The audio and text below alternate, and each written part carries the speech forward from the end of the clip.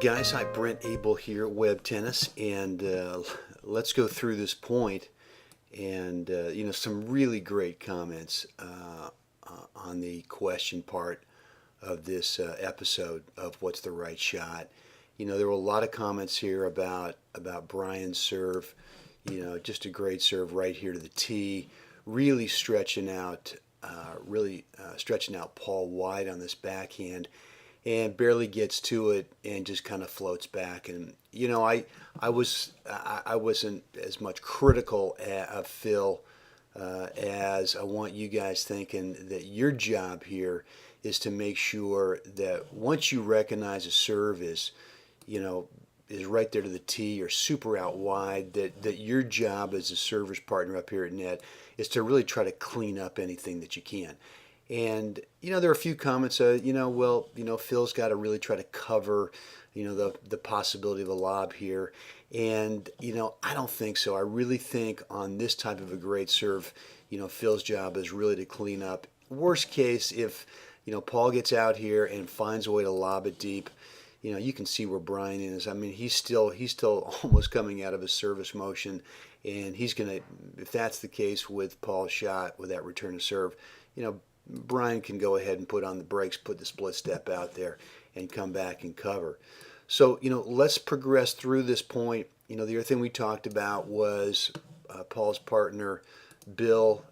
Love to see you guys take advantage of this low return of serve and move forward. All right. That said, Brian handles the volley, and now we go into Paul rolling this thing cross court. And Brian kind of goes for the drop volley, and here's what I want you guys thinking about with your shot selection is a lot of you thought, let's take this up the line, and there's two things I want you thinking about with that. Is number one, if you take it up the line, you do have just about the highest part of the net here. And so you've got to make sure that the ball is not too low at your point of contact.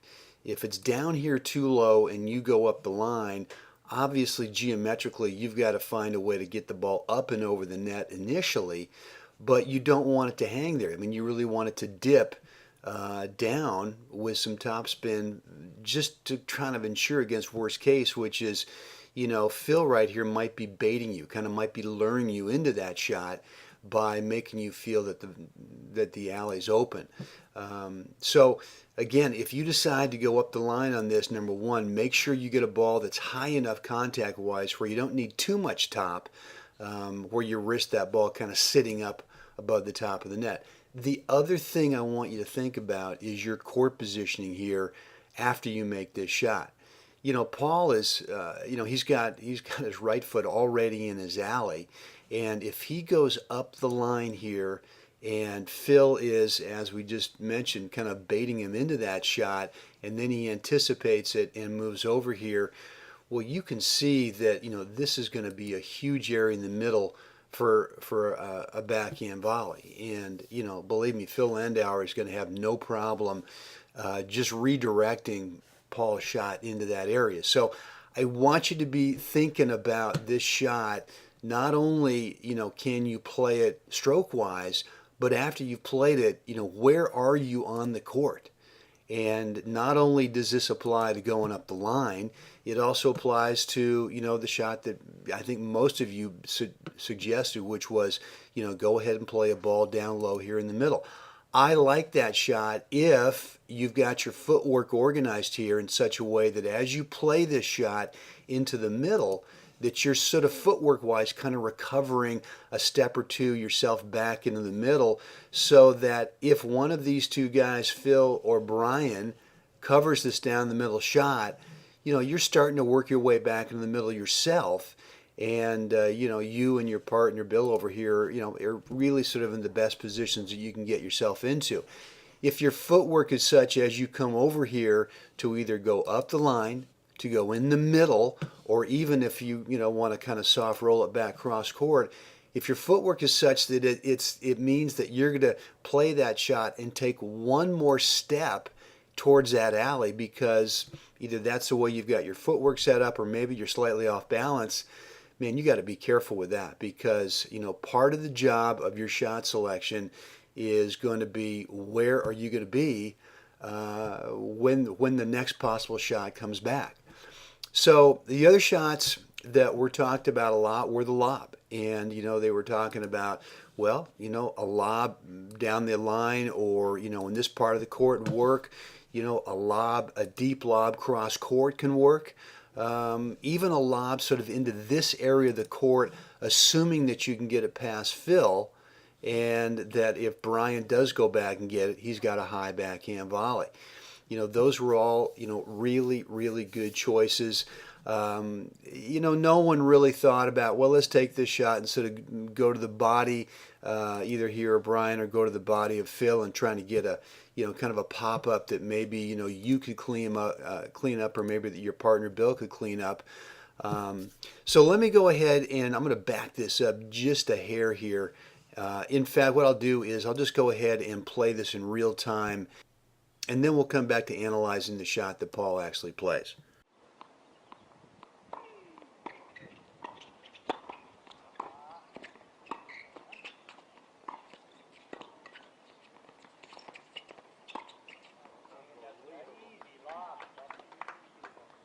Okay, so Paul goes for the lob. He's going for this cross-court lob. I love this shot selection. I think this is just awesome. I mean, you've got both of these guys, up inside the service line, and look at where Paul ends up on this shot. He's really out of decent court position to be able to cover his half of the court. If he goes up the line and ends up here, I mean, you can see there's just a huge gap. Same thing here. If he goes in the middle and one of these two guys ends up with it, it's just not going to work out. As it is, he ends up playing a short. It's just too short. It doesn't get over Bryant. And I'm going to tell you, this is not as easy as it looks. And I think Brian, with all of his experience, he realizes that once he's got to play on this, he doesn't have to do anything fancy in terms of, playing a tough high backhand volley over here. He knows that this space is wide open. He knows that he's got Paul off of the court. I mean, literally, off the court outside the doubles alley, and that, unless Bill is really hustling over here to cover that shot, even if Brian continues to block it, I mean, this is really just a block. He's doing nothing more than just putting his racket up here and letting the ball just almost rebound out of it, and he just absolutely splits. He splits this angle, or actually, he ends up splitting right there between the two players. So, I like the shot selection here from Paul. Obviously, it's too short. If it ends up deeper, I think that they're going to win the point. Or worst case, they're going to stay neutral. Maybe Phil can go ahead and go back and get this. But, if this is you, and you end up, if you're Paul, you end up trying this lob cross court and you end up losing this point, don't worry about it. I mean, what I would suggest is that what can you learn on the feel right here? What did you do on this that maybe the next time you can put in the bank and say, all right, well, next time, if we lose the point, rather than going short, I'm going to lose the point because I'm going to play the ball deep. I'm going to play it out. And I think in the long run that that you will get these guys here thinking if this is another point that comes up in the later part of the match, and that if you've initially hit this ball deep, they're going to be looking for that shot. They're going to be looking for that deep lob again, and that might open up what we've just talked about. Maybe this now becomes open. Maybe the middle or even the cross-court roll becomes open. But this is not a one-shot and done play. This is simply, all right, what do I want to do next time with this shot in terms of a stroke mechanic and maybe a strategy. All right, let me know your thoughts right below the video. Hope this has helped. Any questions, again, right below the video. Have a great day out there.